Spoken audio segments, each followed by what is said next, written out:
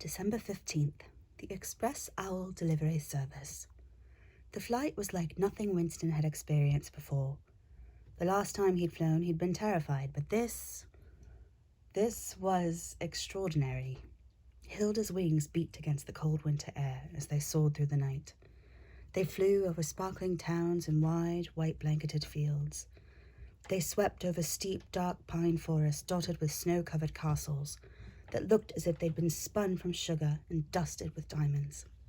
They swooped down past tiny houses on little islands in the fjords, where Winston peeked in at cozy, candlelit rooms.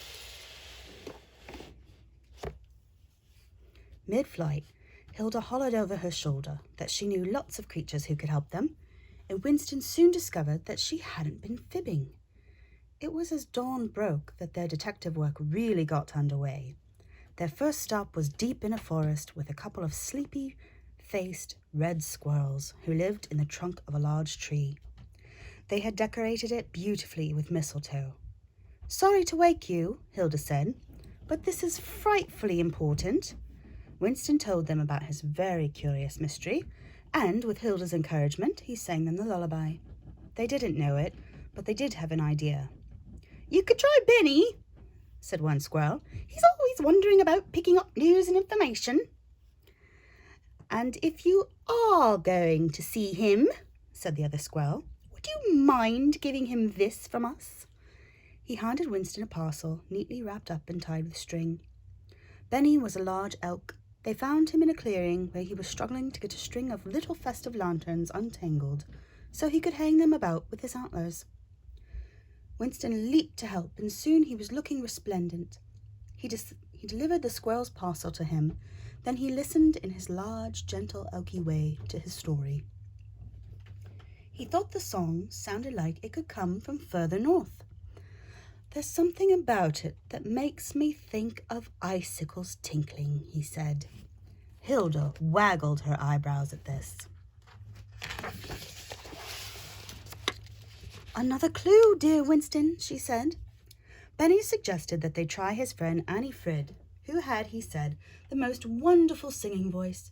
Benny thought she might recognize the song.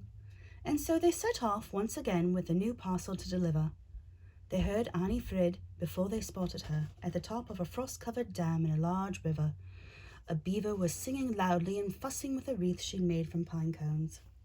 She had heard of a little mouse traveling across country to find someone lost and was very glad to meet Winston. She didn't know this song, but suggested a whole list of animals who might be able to help.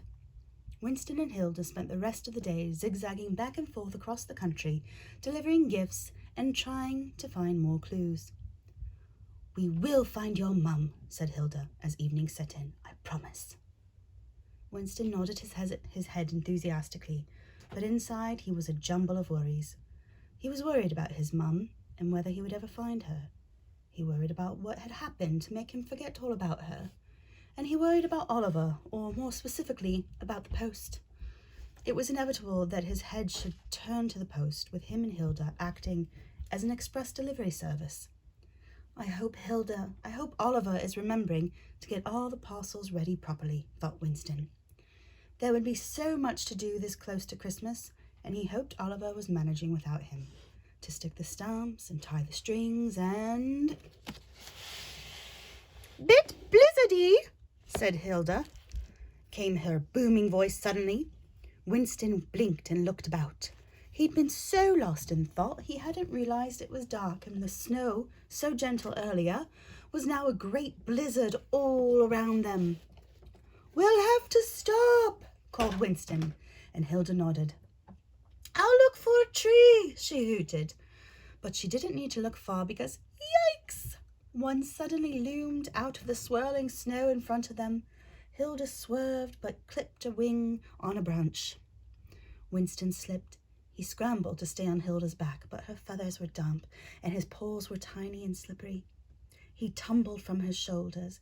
He bounced and boinged and whacked and thudded on hundreds of spiky branches before landing with a hard flump in the snow below.